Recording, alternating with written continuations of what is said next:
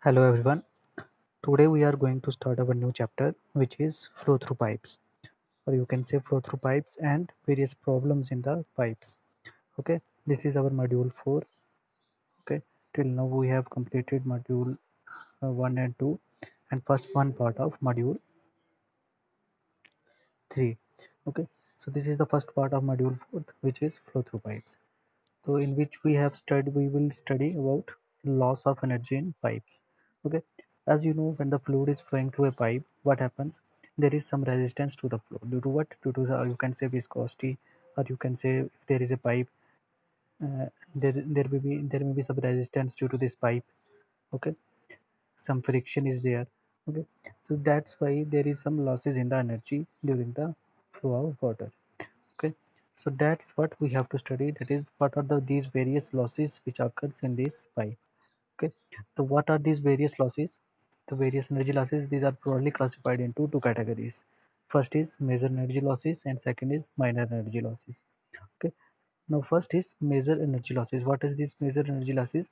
The major energy losses is generally due to friction. Okay, these losses are generally due to friction. Okay, and for calculating this we have to use generally two formulas. Okay, first one is Darcy-Weisbach equation and second one is Chase's formula. Okay, these two formulas we derive for these major energy losses. You have to remember one thing, that these losses are due to the friction only. Okay, so we will discuss one by one of the first of all Darcy-Weisbach equation and then Chase's formula. After that, there is some minor energy losses also.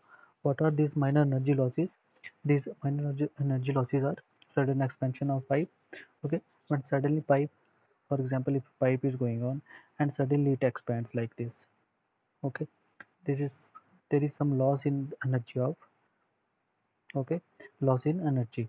Okay, this is called as sudden expansion of pipe. Due to this, some losses occurs. After this, sudden contraction of pipe, bend in pipe, okay, fitting in pipe, pipe fitting you can say, any obstruction in pipe, if the water is coming at the entrance, okay, maybe the entrance of the pipe is not smooth, so there will be some energy loss there. Okay, similarly if there is at the exit there is some there is no smoothness, okay, then some energy loss also occurs here. So these are the different cases, okay, at the entrance of the pipe and at the exit of the pipe. Okay, so all these cases we have to discuss one by one. First of all, we will start with major losses, which is losses due to friction. Okay, now first of all let us discuss about loss of energy due to friction. Okay, we are talking about Darcy-Weisbach formula है. So what happens, जब भी कोई liquid flow करेगा pipe के through तो क्या होगा, जो लिक्विड की वॉल्स होंगी वहाँ पे वेलोसिटी क्या होगी, ज़ीरो. ठीक है, और जैसे जैसे वॉल से वो अंदर की तरफ ऊपर की तरफ इंक्रीज़ करेगी तो वेलोसिटी इंक्रीज़ होती जाएगी. तो उसी केस में हमें क्या मिलेगा, वेलोसिटी ग्रेडियंट और शियर स्ट्रेसेस भी वैल्यूज़ मिलेंगी. ये हमने जब फ्लो थ्रू बैंड्स किया था तो मैंने क्लियरली बताया था कि उसकी वेलोसिटी डिस्ट्रीब्यूशन और स्ट्रेस डिस्ट्रीब्यूशन कैसे होती है. ठीक है, तो इसी की वजह से क्या होगा, विस्कस फोर्स होने की वजह से, ठीक है, उसकी वजह से क्या होगा, एनर्जी लॉस होगी. ठीक है, कुछ पाइप के फ्रिक्शन की वजह से, ठीक है, विस्कोसिटी, क्योंकि यहाँ पे विस्कोसिटी क्या होगी, सबसे ज़्यादा होगी. ठीक है, और यहाँ पे वेलोसिटी ज़्यादा होगी, तो उसकी वजह से कुछ लॉसेस होंगे. तो उन जो लॉसेस होंगे उनको हम बोलेंगे फ्रिक्शन लॉसेस. ठीक है, तो क्या करते हैं, लेट अस सपोज कि हमारे पास एक हॉरिजॉन्टल पाइप है, ठीक है, जिसमें स्टेडी फ्लो हो रहा है. तो हम दो सेक्शंस कंसीडर कर लेते हैं, एक सेक्शन 1 ये आ गई हमारे पास और एक सेक्शन 2 हमारे पास ये आ गई. ठीक है, तो मान लेते हैं कि जो सेक्शन 1 पे है, 1 पे प्रेशर हमारे पास P1 है. ओके, तो प्रेशर हमारे पास P1 है, वेलोसिटी हमारे पास V है और इसकी लेंथ कितनी है, इसके बीच की लेंथ बिटवीन टू सेक्शंस, ये लेंथ हमारे पास L है. ठीक है, तो D जो हमारे पास वो डाया पाइप है, ये जो आ गया हमारे पास डाया पाइप. और एफ डैश, इसमें एक नई चीज़ इंट्रोड्यूस हुई है. एफ डैश क्या है हमारे पास, एफ डैश हमने कंसिडर किया है fractional resistance per unit wetted area per unit velocity. Okay, fractional resistance per unit wetted area per unit velocity. ठीक है, तो ये हमारे पास एफ डैश है. इसके बाद एच एफ हम मान लेते हैं जो हेड लॉस हो रहा है.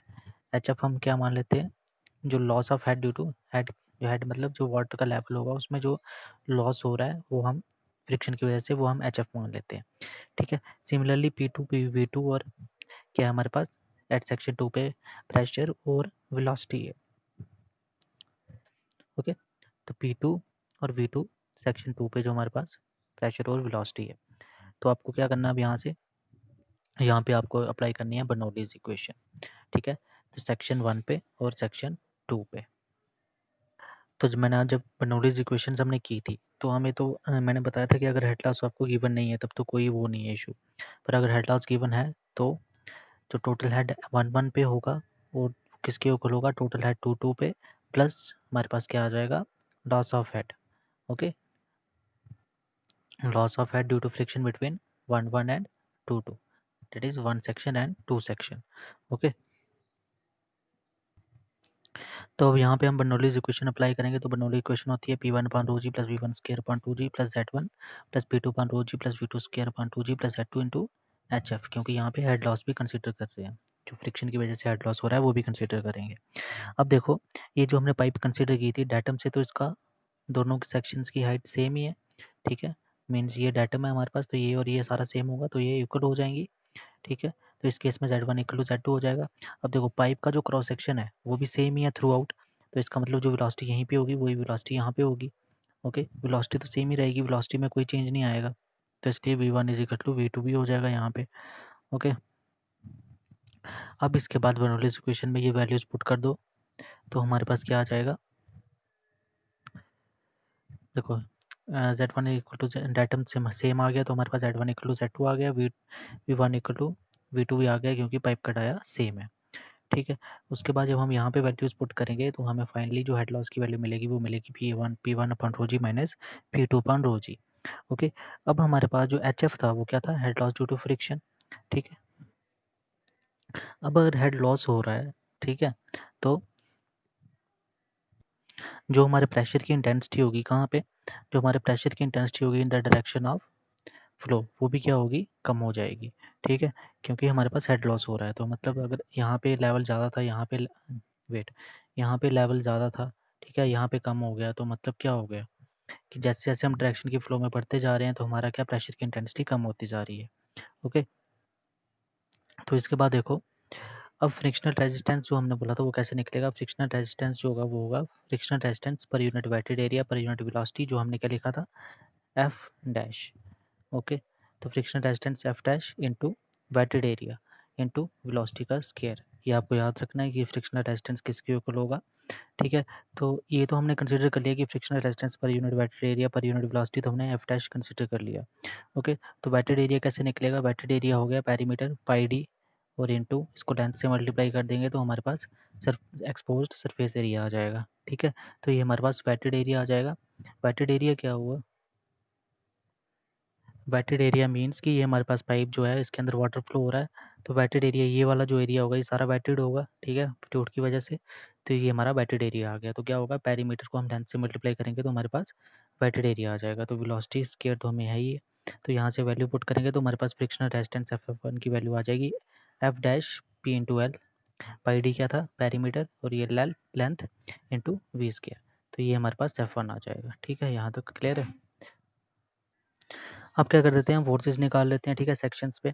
तो फोर्स किसके इक्वल होगी वन सेक्शन 1 पे, फोर्स सेक्शन 1 पे किसके इक्वल हो जाएगी, वो हमारे पास हो जाएगी प्रेशर इंटू एरिया होता है तो P1 इंटू ए एट सेक्शन 1 1 2 पे क्या हो जाएगी P2 इंटू ए, ओके। फ्रिक्शनल फोर्स हमने निकाल दी अभी पीछे, वो थी हमारे पास F1, तो हम रिजल्टेंट फोर्स निकालेंगे, ठीक है, हॉरिजॉन्टल डायरेक्शन में, ठीक है। तो यहाँ से हम यहाँ मूव कर रहे हैं तो पहले प्रेशर यहाँ पे लगेगा सेक्शन 1 1 पे, तो आ जाएगा P1 इंटू ए, प्रेशर फोर्स आ गई। अब सेक्शन 2 यहाँ पे था तो पहले प्रेशर क्या बताया था हमेशा नॉर्मल लगती है, तो यहाँ पे आ जाएगा, तो ये आ जाएगी P2 इंटू ए, ओके। यहाँ तक क्लियर है। उसके बाद फ्रिक्शनल रेजिस्टेंस भी लगेगी इसके अपोजिट, तो यहाँ पे फ्रिक्शनल फोर्स अपोजिट लगेगी, अगर फ्लो ऐसे हो रहा है तो फ्रिक्शनल रेजिस्टेंस इस तरफ से होगी, ठीक है, इस डायरेक्शन में होगी अपोजिट डायरेक्शन में, तो इसलिए यहाँ पे मैंने -F1 कंसिडर किया, ओके। तो यहाँ से हमारे पास इसको कॉमन निकाल लोगे तो यहाँ से ये वैल्यूज़ आ जाएंगी, और F1 की वैल्यू जो अभी हमने पीछे निकाली है क्या निकाली थी, F dash into pi D L into V square, तो पाई डी क्या आ जाएगा हमारे पास पेरीमीटर, तो यहाँ पे वैल्यू वो पुट कर देंगे। तो वैल्यू जब हम पुट करेंगे तो हमारे पास P1 माइनस P2 ठीक है, दोनों के बीच का प्रेशर जो हम सब्ट्रैक्ट करेंगे तो हमारे पास ये आ जाएगा। ओके, यहाँ तक क्लियर है। अब देखो, जो हमारे पास फर्स्ट इक्वेशन आई थी, क्या आई थी हमारे पास, जो हमने सबसे पहले हेड लॉस निकाला था कि h f is equal to P1 upon rho ji minus P2 upon rho g. ठीक है, उस इक्वेशन को से हम क्या निकाल लेंगे, ये निकाल लेंगे, P1 P2 यहाँ आ जाएगा, रो जी को यहाँ ले जाएंगे, तो हमारे पास आ जाएगा P1 minus P2 rho g h f. ठीक है, अब rho g h f P1 minus P2 की वैल्यू हमने अभी निकाली ऊपर, तो यहाँ पे सब्सटीट्यूट कर दो इस वैल्यू को, और ये आप सब्सटीट्यूट करोगे वैल्यू, तो हमारे पास हेड लॉस की वैल्यू आ जाएगी f dash p l we square upon rho ji. Okay, अब इस इक्वेशन में जो हमारे पास यूएल टर्म आई है, पेरीमीटर अपॉन एरिया। ठीक है, तो पेरीमीटर किसके इक्वल था, पाई डी के इक्वल था, और एरिया किसके इक्वल है हमारे पास, पाई बाई 4 डी स्क्वायर। ठीक है, तो एरिया हमारे पास पाई बाई 4 डी स्क्वायर था। वेटेड एरिया और इसमें डिफरेंस है, वेटेड एरिया क्या हुआ, वो हुआ exposed surface area of pipe. ठीक है, तो ये हमारे पास एरिया आ जाएगा इसका, तो यहाँ से हमारे पास वैल्यू आ जाएगी 4/d, और ये वैल्यू अगर हम पी अपॉन, ये वाली पी अपॉन ए की जगह ये वाली पुट कर देंगे 4/d। ठीक है, तो हमें फाइनली क्या इक्वेशन मिल जाएगी हेड लॉस की, एच एफ डैश रो जी 4/d into L V square. ये हमारे पास हेड लॉस की वैल्यू आ जाएगी। ओके, अब क्या करते हैं हम कि जो हमारे पास एफ डैश अपॉन रो आया था उसकी जगह हम पुट कर देते हैं F/2। ओके, तो यहाँ पे F/2 हमारे पास क्या है, ये एफ हमारे पास कोफिशिएंट ऑफ फ्रिक्शन है। ठीक है, तो वो वैल्यू पुट कर देंगे तो हमारे पास आ जाएगी इक्वेशन 4F/L/V²D/2G। तो ये इक्वेशन काफ़ी इंपॉर्टेंट आपके लिए, जो आपसे पेपर में पूछी जाएगी, कि क्वेश्चन आएगा what is Darcy Weisbach equation and derive it. तो आपको ये इक्वेशन डिराइव करनी है यहाँ से। ठीक है, तो ये इक्वेशन कॉमनली हम यूज़ करते हैं क्या, जो हमारे पास मेजर लॉसेज होते हैं जो फ्रिक्शन की वजह से होते हैं उनको निकालने के लिए। और इस इक्वेशन को हम किस तरह से लिख सकते हैं, और इस इक्वेशन को हम इस तरह भी लिख सकते हैं, F L we square upon D into 2G, where F is friction factor. Okay, तो ये हमारा था डार्सी-वेवैक्स इक्वेशन। अब नेक्स्ट मूव कर लेते हैं हम किस पे, चेज़िस फार्मूला पे। जो हमारे पास सेकंड फार्मूला है फ्रिक्शनल, जिसको हम बोलते हैं फ्रिक्शनल लॉसेस से एनर्जी लॉस जो हो रही है, एनर्जी लॉस हो रही है जो फ्रिक्शन की वजह से, उसको निकालने के लिए हम अनदर फार्मूला यूज़ करते हैं, वो है चेज़िस फार्मूला। तो चेज़िस फार्मूला के लिए भी आपको क्या चाहिए, सबसे पहले ये वाली इक्वेशन चाहिए जो हमने अभी पीछे डिराइव की है, F dash upon rho g into P upon A into L upon into V square. ये आपको अभी हमने डिराइव की पीछे, तो वहाँ से आपको लग जाएगा पता कहाँ से आई है। इसमें एच एफ क्या है, एच एफ हमारे पास loss of head due to friction है। ओके, पी जो हमारे पास वेटेड पेरीमीटर ऑफ पाइप है, एल जो हमारा length of pipe, area cross section, और वी जो है मीन वेलोसिटी ऑफ फ्लो। अब ए अपॉन पी कैसे निकालेंगे, तो एरिया ऑफ फ्लो, ये क्या हो गया हमारे पास, ये है हमारे पास एरिया ऑफ फ्लो, और पी जो मैंने आपको अभी भी बताया, पी हमारे पास वेटेड पेरीमीटर है। ठीक है, तो ये जो टर्म है हमारे पास ए अपॉन पी, ठीक है, ये आपकी बहुत जगह यूज़ होगी ए अपॉन पी, जिसको हम बोलते हैं हाइड्रोलिक मीन डेप्थ भी बोलते हैं इस चीज़ को। Okay, hydraulic hydraulic mean depth. Okay, और इसको किससे डिनोट करते हैं हम, एम से डिनोट करते हैं। ये आगे जब आप फ्लूइड में और एनवायरनमेंट पढ़ोगे तब भी आपके ये काम आएगी। Hydraulic mean depth a upon P, denote किससे करते हैं इसको, एम से। ठीक है, तो यहाँ तक क्लियर है।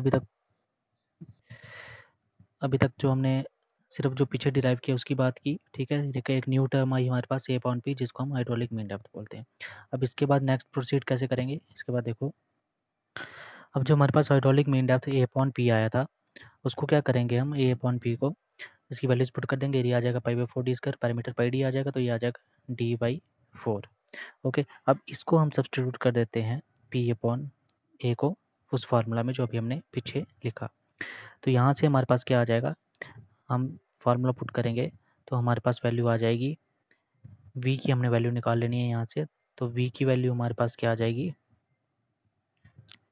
We is equal to under root rho g upon F dash into under root of M of H F into L. M क्या है हमारे पास, हाइड्रोलिक मीन डेप्थ। तो हम क्या कंसिडर कर लेते हैं कि ये रो जी अपॉन जो एफ डैश है, ये सी को मान लेते हैं, जो कॉन्स्टेंट एक कॉन्स्टेंट है, इसको हम मान लेते हैं चेजिस कॉन्स्टेंट, इस सी को बोलते हैं हम चेजिस कॉन्स्टेंट। ओके, और एच एफ अपॉन जो हेड लॉस अपॉन लेंथ है, इसको हम ले लेते हैं I, where I is the loss of head. ठीक है, एच एफ क्या था हमारे पास, लॉस ऑफ हेड पर यूनिट लेंथ, इसको हमने मान लिया आई। ठीक है। तो इसको जब हम ये दो चीज़ें जो है ये इसमें फार्मूले में सब्स्टिट्यूट करेंगे तो हमें क्या मिलेगा यहाँ से v is equal to C under root M I. Okay, C is V is equal to C, इसी को हम बोलते हैं चेजिस फार्मूला। ओके, ये हमारे पास होता है चेजिस फार्मूला। ठीक है, तो इससे हम क्या कर सकते हैं, इसको हम बोलते हैं चेजिस फार्मूला। तो इससे हम क्या निकाल सकते हैं, जो फ्रिक्शन की वजह से लॉस हो रहे हैं इस फार्मूला से निकाल सकते हैं। अगर हमें वेलोसिटी ऑफ फ्लो और सी की वैल्यू पता हो, गिवन हो, तो हम इसकी वैल्यू निकाल सकते हैं। और पाइप के लिए जो हमारे पास हाइड्रोलिक मीन डेप्थ होगी वो हमेशा क्या होगी, dy/4 ही रहेगी। ठीक है, तो ये था हमारे पास चेजिस और डार्सी वेव। अब इसी के बेसिस पे एक हम न्यूमेरिकल देख लेते हैं। न्यूमेरिकल में क्या है कि find the head lost due to friction in a pipe diameter 300 mm dia दिया हुआ, लेंथ है 50 metre, through which the water is flowing at a velocity of 3 metre पर सेकेंड। ठीक है, तो डार्सी फार्मूला और चेजिस फार्मूला लगा के सी की वैल्यू आपको गिवन है, तो हमने क्या निकालना था, यहाँ पे हेड लॉस निकालना है। ठीक है, काइनेमेटिक विस्कोसिटी भी दी हुई है आपको mu. Okay, this is kinematic viscosity which is 0.01 Stokes. तो कैसे निकालेंगे, डाया गिवन है, लेंथ गिवन है, वेलोसिटी भी गिवन है, चेजिस कांस्टेंट सी भी गिवन है और काइनेमेटिक विस्कोसिटी। पहले स्टोक्स को कन्वर्ट कर देंगे सेंटीमीटर स्क्वायर पर सेकंड या फिर मीटर स्क्वायर पर सेकंड में कन्वर्ट कर लेंगे हम। ये हमने सबसे फर्स्ट यूनिट में ही पढ़ा था कि कैसे कन्वर्ट करेंगे। तो डार्सी फार्मूला के लिए क्या करेंगे, डायरेक्टली हम फार्मूला अप्लाई करेंगे। तो फार्मूला आपको पता है, हेड लॉस किसके इक्वल होता है, 4f LV square upon d into 2g। Simple आपने वैल्यूज पुट करनी है। अब इसमें एक नई टर्म आ रही है रेनॉल्ड्स नंबर, इसके बारे में पढ़ा है हमने रेनॉल्ड्स नंबर के बारे में। ठीक है, तो रेनॉल्ड्स नंबर किसके इक्वल होता है, VD अपॉन म्यू के इक्वल। ओके, तो वेलोसिटी भी गिवन है, डाया भी गिवन है और काइनेमेटिक विस्कोसिटी भी गिवन है, तो ये हमारे पास रेनॉल्ड्स नंबर यहाँ से आ जाएगा। ओके, तो अब ये रेनॉल्ड्स नंबर यूज़ कहाँ होगा, एक्चुअली में हमने रेनॉल्ड्स नंबर निकाला क्यों, क्योंकि हमने एफ़ की वैल्यू निकालनी थी। ओके, एफ़ की वैल्यू हमने यहाँ पे निकालनी थी। तो एफ़ हमारे पास क्या था, कोफिशिएंट ऑफ फ्रिक्शन था। तो इसकी वैल्यू कैसे निकलेगी, ये फार्मूलाज आपको याद रखने पड़ेंगे 2-3। ठीक है, देखो एफ़ की वैल्यू हमारे पास कैसे निकलेगी, एफ़ के लिए फार्मूला होता है 0.079 into Reynolds number S power 1/4। ठीक है, तो यहाँ से हमारे पास एफ़ की वैल्यू निकल जाएगी। तो यहाँ से हम सिंपली फार्मूले में अप्लाई करके हेड लॉस निकाल सकते हैं। तो यहाँ पे आपको दो चीज़ें आनी चाहिए, एक तो रेनॉल्ड्स नंबर किसके इक्वल होता है और एक कोफिशिएंट ऑफ फ्रिक्शन किसके इक्वल होता है। तो यहाँ से हमारे पास हेड लॉस आ गया। ठीक है, तो हमने ये निकाल दिया डार्सी वेव इक्वेशन से। अब सेकंड हम निकाल लेते हैं चेजिस फार्मूला से, वो क्या था, v is equal to C under root M I. C की वैल्यू भी गिवन है, एम की वैल्यू हमेशा dy/4 होगी इन केस ऑफ पाइप, या आप निकाल भी सकते हो अगर और कोई शेप दी हो तो ए अपॉन पी से, एरिया अपॉन पेरीमीटर से। ठीक है, तो एम की वैल्यू भी आ गई।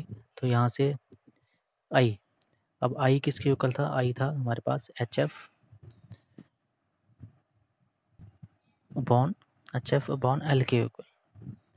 ओके, तो आई की value H F upon L आ जाएगी। ठीक है, तो यहाँ से हमारे पास एच एफ अपॉन एल हमें गिवन है 50। तो इक्वेटिंग हम इसको टर्म को और इस टर्म को इक्वेट कर देंगे, तो वहाँ से हमें क्या मिल जाएगा, एच एफ की वैल्यू मिल जाएगी। क्योंकि यहाँ से भी हमारे पास आई की टर्म्स में आया था और यहाँ से भी हमारे पास आई की टर्म्स में आ रहा है। तो यहाँ से हमारे पास एच एफ की वैल्यू आ जाएगी 50 इंटू 1.665 मीटर। ओके, तो सिंपल फार्मूला अगर आपको आते होंगे तो आप इसलिए इसको निकाल सकते हो। तो ये तो हमारे पास केसेस आ गए थे मेजर लॉसेस के। ओके, जिसमें हमने कर लिया डार्सी वेबैक फार्मूला लगा के और चेजिस फार्मूला लगा के हमने कर लिया derive. Next we will move to our second classification which is minor energy losses. Okay, तो माइनर एनर्जी लॉसेस में मैंने आपको क्या क्या बताया था कि जो हमारे पास माइनर एनर्जी लॉसेस होते हैं वो किसकी वजह से होते हैं, sudden expansion in pipe, sudden contraction in pipe, pipe fitting, pipe bend, या कोई ऑब्स्ट्रक्शन आ जाए पाइप में। ठीक है, कोई पाइप है उसमें कोई ऑब्स्ट्रक्शन आ जाए उसकी वजह से, या फिर at the entrance of the pipe और at the exit of the pipe. जो ये हमें डिफरेंट केसेस हैं ये हम डिस्कस करेंगे। ओके, ठीक है, तो माइनर एनर्जी लॉसेस में सबसे पहले पढ़ेंगे हम loss of air due to sudden enlargement. Okay, सबसे पहले तो आपको पता होना चाहिए माइनर लॉसेस होते क्यों हैं। माइनर लॉसेस जो हमारे पास loss of energy due to, अगर वेलोसिटी में कोई चेंज आ रही हो, ठीक है, या उसकी मैग्नीट्यूड या डायरेक्शन में, ठीक है, तो वेलोसिटी में कोई सडन चेंज आ रही हो, जैसे कोई पाइप है वहाँ से सडनली वो एक्सपैंड हो रही है, तो यहाँ पे वेलोसिटी में चेंज आ रही है, तो उसकी वजह से कुछ लॉसेस होंगे, ठीक है। उस केसेस में ये हमारे पास लॉसेस होते हैं। पर जनरली जो हमारे पास लॉन्ग पाइप्स होती हैं, जो काफ़ी लंबी पाइप्स होती हैं, उसमें ये केसेस जो होते हैं, माइनर केसेस जो वेलोसिटी की वजह से आते हैं, जो कुछ और रीज़न की वजह से आते हैं, वो ऑलमोस्ट नेग्लिजिबल होते हैं एज़ कम्पेयर टू फ्रिक्शन, ठीक है। तो जनरली हमारे पास जब लॉन्ग पाइप्स होती हैं, तो उसमें हम इन केसेस को, माइनर केसेस को नेग्लेक्ट करते हैं, क्योंकि वहाँ पे बहुत माइनर लॉसेस होते हैं। पर अगर हम शॉर्ट पाइप्स की बात करें, तो वहाँ पे इनको कंसीडर करना पड़ता है, क्योंकि वेलोसिटी की सडन एनर्जी की कम से ज़्यादा होने से जो एनर्जी लॉस होते हैं, शॉर्ट पाइप में हमें कंसीडर करने पड़ते हैं, ठीक है। तो एक एक वन बाय वन हम इसको डिस्कस कर लेते हैं। सबसे पहले हम देखते हैं loss of head due to sudden enlargement. अब सडन एनलार्जमेंट से तो आपको समझ ही गए होंगे तो कि क्या हो रहा होगा इस पाइप में। यहाँ से देखो डायग्राम से, तो यहाँ पे क्या होगा कि पाइप जहाँ से आ रही है, अचानक से पाइप यहाँ पे एक्सपैंड हो गई, ठीक है। तो हमारे पास जो फ्लो होगा यहाँ पे, तो यहाँ से जो आ रहा होगा वो क्या होगा, इस तरह से उसकी शेप बनेगी कुछ, ओके। तो ये हमारे पास केस है, हमारे पास loss of head due to sudden enlargement. तो अब इसमें देखते हैं क्या होता है। तो इसमें देखो जब क्या होगा, जब यहाँ से वाटर एंटर करेगा, यहाँ से वाटर जब एंटर करेगा तो क्या होगा, यहाँ तो आ रहा होगा वाटर फ्लूइड, तो सडनली जब ये एक्सपैंड हो जाएगा, तो अचानक से तो ऐसा नहीं होगा कि ये जो वाटर होगा इसकी बाउंड्री के साथ टच होते हुए जाएगा, ठीक है। जब सडनली ये एक्सपैंड हो गया, तो ये इस तरह का पाथ फॉलो करेगा। तो इस तरह का पाथ फॉलो करने से क्या होगा कि यहाँ पे जो पोर्शन है, यहाँ पे जो बीच में रह गया पोर्शन बाउंड्री वाला, जो बाउंड्री के साथ टच नहीं हो रहा है, तो यहाँ पे क्या होगा, एडीज बनना शुरू हो जाएंगी, ओके। तो इन्हीं एडीज की वजह से क्या होगा, हमारे पास एनर्जी लॉस होगा, ओके। तो हम क्या करते हैं, हम कंसीडर कर लेते हैं इसमें 2 सेक्शंस। ये हमारे पास सेक्शन 1 है, ये हमारे पास सेक्शन 2 है, ठीक है। सिमिलरली जैसे P1 और A1 हमारे पास सेक्शन 1 पे जो है प्रेशर, वेलोसिटी और एरिया है। सिमिलरली P2 V2 A2 हमारे पास कॉरस्पॉन्डिंग जो हमारे पास सेक्शन 2 है, वहाँ पे प्रेशर, एरिया और वेलोसिटी है, ओके। अब देखो आगे, इसके अलावा 2 चीज़ें और आ जाएँगी हमारे पास। एक हमारे पास एचसी कंसीडर कर लेते हैं हम। अब ये हमारे पास एचसी क्या है? एचसी हमारे पास loss of head due to sudden enlargement, ठीक है। इस सडन एनलार्जमेंट की वजह से जो लॉस हो रहा है उसको हमने एचसी कंसीडर कर लिया। लास्ट केस में हमने एचएफ कंसीडर किया था फ्रिक्शन वाले केस में, यहाँ पे हम कंट्रैक्शन के केस में एचसी कंसीडर कर रहे हैं, ओके। और एक चीज़ और कंसीडर करेंगे कि पी डैश। अब पी डैश क्या है? अब ये पी डैश जो है वो है pressure intensity of liquid Aedes on the area, okay. किस एरिया पे? जो प्रेशर इंटेंसिटी किस एरिया पे? A2 minus A1, okay. जो हमारे पास A2 एरिया और A1 एरिया, इन दोनों को सब्ट्रैक्ट करके जो एरिया बचेगा, वहाँ पे जो प्रेशर लग रहा है वो हमने मान लिया P dash, which is pressure intensity add of the liquid add is on the area A2 minus A1, ठीक है। तो अब हम क्या कर लेते हैं, यहाँ पे बर्नौलीज इक्वेशन लगा लेते हैं। तो बर्नौलीज इक्वेशन क्या आ जाएगी हमारे पास? P1 upon rho ji, okay, plus V1 square upon 2G plus Z1 which is equal to P2 upon rho ji plus V2 square upon 2G plus Z2, ठीक है, प्लस Z2। अब इसके अलावा ये तो आगे सिंपल, पर इसमें हेड लॉस भी गिवन है, तो इसमें प्लस हम करेंगे। सेकंड वाले केस में प्लस हमें हेड लॉस भी करना पड़ेगा, हेड लॉस भी करना पड़ेगा विच इज HC, ठीक है। HC मान लो या HE कुछ भी मान सकते हो, ओके। अब देखो, अब यहाँ से डाटम से तो डिस्टेंस सेम है, तो मतलब Z1 is equal to Z2 रहेगा, ओके, ठीक है। Z1 is equal to Z2 रहेगा। इसके अलावा और क्या चीज़ है? अब देखो, अब इसको Z1 Z2 को पुट करोगे बर्नौलीज इक्वेशन में, तो हमें क्या इक्वेशन मिलेगी? तो हमारे पास जो इक्वेशन आ जाएगी वो आ जाएगी ये, ठीक है। तो यहाँ से हम एच ई निकाल लेंगे, ठीक है। एच ई निकाल लेंगे तो एच ई की वैल्यू हमारे पास आ जाएगी P1 अपॉन रो जी माइनस P2 अपॉन रो जी plus V1 square upon 2G minus V2 square upon rho G. तो इसको हम इक्वेशन फर्स्ट कंसिडर कर लेते हैं, ओके। यहाँ तक क्लियर है, ठीक है। अब इसमें क्या करेंगे हम, हमें कंसिडर कर लेते हैं कि जो हमारे पास सेक्शन 1 और 2 के बीच में लिक्विड की वॉल्यूम है वो हमने कंट्रोल कर ली, ठीक है। तो उसके बाद क्या होगा, जो फोर्स एक्ट करेगी हमारी कहाँ पे, तो लिक्विड के ऊपर इन द डायरेक्शन ऑफ फ्लो, वो क्या होगी हमारे पास, कैसे जैसे मैंने लास्ट टाइम निकाला था Fx, वो किसकी इक्वल हो जाएगी, वो हो जाएगी P1 अपॉन A1, ठीक है, सेक्शन 1 पे, minus P2 into A2, okay, section 2 पे, क्योंकि प्रेशर लग रहा है सेक्शन 2 पे इस तरह से, ओके, इसके अलावा और क्या थी हमारे पास? इसके अलावा हमारे पास जो प्रेशर इंटेंसिटी हमने कंसिडर की थी वो क्या थी? P dash A2 minus A1, ठीक है, एडिस की वजह से जो प्रेशर इंटेंसिटी है ये हमारे पास फोर्स आ जाएगी।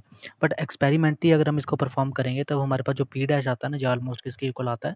P1 के इक्वल। जो प्रेशर एट सेक्शन 1 के इक्वल होता है, सेक्शन 1 पे होगा वही प्रेशर इसके ऑलमोस्ट इसी के इक्वल आएगा प्रैक्टिकली। तो इसलिए जब हम यहाँ पे वैल्यूज़ पुट करेंगे तो यहाँ से हमारे पास एफ एक्स की वैल्यू निकल के आ जाएगी, F X is equal to P1 minus P2 into A2, ठीक है। तो इसको हम इक्वेशन थर्ड कंसिडर कर लेते हैं। यहाँ तक क्लियर है? ये हमारा, इसके बाद देखो अब क्या करेंगे हम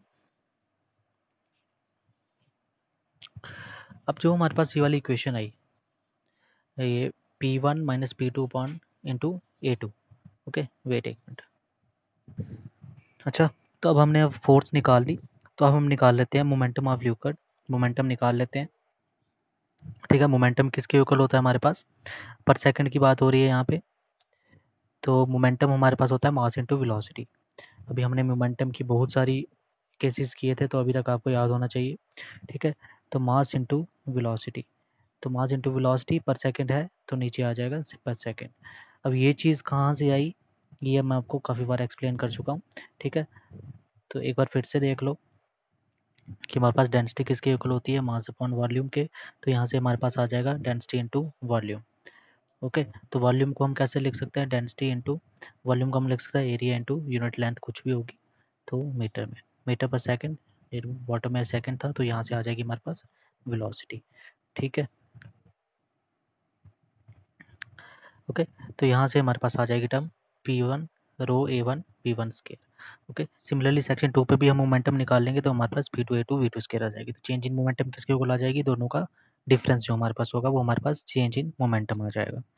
अब इसके बाद अब कॉन्टिन्यूटी इक्वेशन हमें क्या बोलती है कि A1 जो होता है A1 V1 is equal to A2 V2 के ऊपर। अब यहाँ से हम A1 की वैल्यू निकाल लेते हैं, तो A1 की वैल्यू हमारे पास ये आ जाएगी। तो A1 की जो हमारे पास वैल्यू आई, ठीक है, तो उसको change of momentum per second जो हमारे पास वैल्यू आई थी वहाँ पे हम A1 की वैल्यू पुट कर देंगे यहाँ पे, ओके। तो यहाँ पे हम वैल्यू पुट कर देंगे चेंज इन मोमेंटम में। तो वहाँ पे जब वैल्यू पुट करेंगे तो हमारे पास एक इक्वेशन आ जाएगी रो A2 V2 square minus V1 V2, इसको हम इक्वेशन थर्ड मान लेते हैं। अब हमारे पास मोमेंटम इक्वेशन क्या होती थी? मोमेंटम इक्वेशन की नेट फोर्स जो हमारे पास होती थी वो किसके इक्वल होती थी?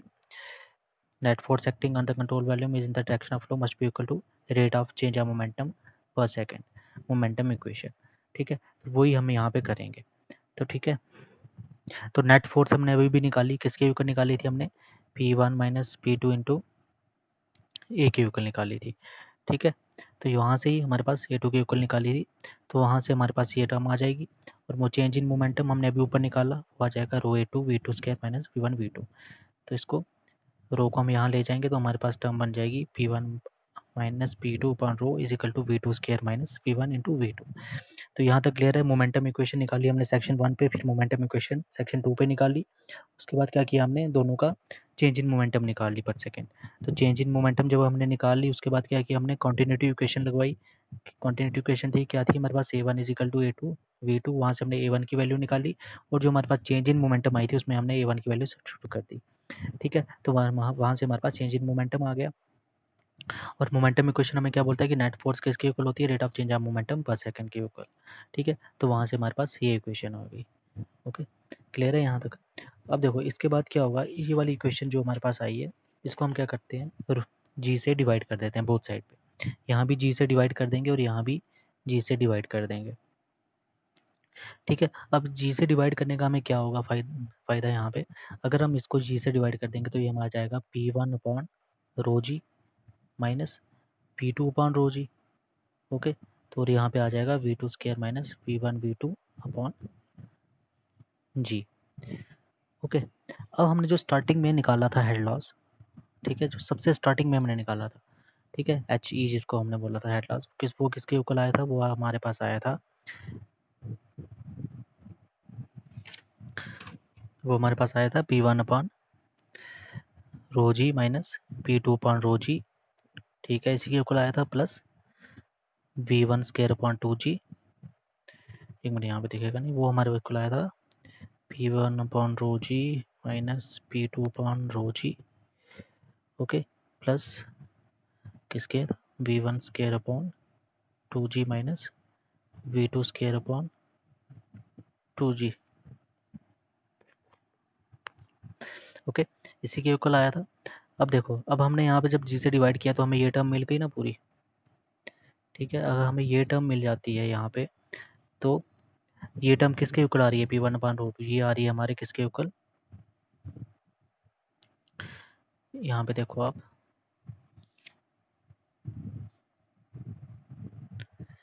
ठीक है। इसको हमने जब डिवाइड कर दिया तो ये टर्म हमारे पास आ जाएगी इसके इक्वल। अब यही वैल्यू हम यहाँ पे पुट करेंगे तो हमारे पास ये वैल्यू आ जाएगी यहाँ पे, और ये वैल्यू पहले से यहाँ पे प्रेजेंट थी। इसको जब फर्दर सिंप्लीफाई करेंगे हम, तो हमें वहाँ से हेड लॉस की वैल्यू मिल जाएगी, ठीक है। लॉस ऑफ एनर्जी जो हमें हो रहा होगा कहाँ पे, सडन कंट्रैक्शन के केस में, वो हमारे पास आ जाएगा V1 minus V2 square upon 2g। तो ये हमारे पास था केस किसका, loss of energy due to sudden expansion, okay, और you can say loss of energy due to sudden enlargement. तो नेक्स्ट वीडियो में हम डिस्कस करेंगे loss of head due to sudden contraction के बारे में, और नेक्स्ट जो भी केसेस होंगे उनके बारे में, ठीक है। तो that's it for today, okay, thank you, have a good day.